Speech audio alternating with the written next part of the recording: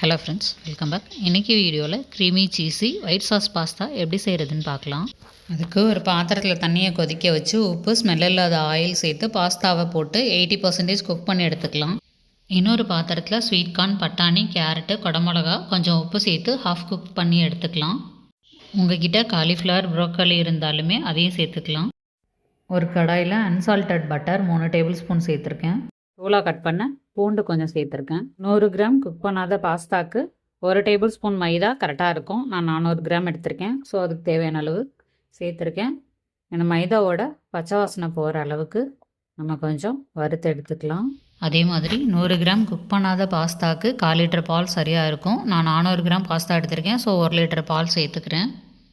நான் காய்ச்சி அரை வச்ச பால் தான் சேர்த்துருக்கேன். இப்போது அந்த பால் வச்சதுக்கப்புறம் கொஞ்சமாக சில்லி ஃப்ளேக்ஸ் சேர்த்துக்கிறேன். ஒரிகானோ கொஞ்சம், இட்டாலியன் சீசனிங் கொஞ்சம். ரொம்ப கொதிக்க விட்டுறாதீங்க. கொதிக்க விட்டால் மைதா மாவில் அந்த இது கெட்டியாகிடும். சீஸு ஸ்லைசஸ் நான் 2 சேர்த்துக்கிறேன். கொஞ்சமாக உப்பு. இந்த ஸ்டேஜில் ஃப்ரெஷ் க்ரீம் இருந்ததுன்னா கொஞ்சம் சேர்த்துக்கோங்க. ரொம்ப க்ரீமியாக எங்கள் வீட்டில் பிடிக்காது. ஸோ நான் இதோட ஸ்டாப் பண்ணிக்கிறேன். இப்போ இதில் இந்த வேக வச்ச பாஸ்தா சேர்த்துக்கலாம்.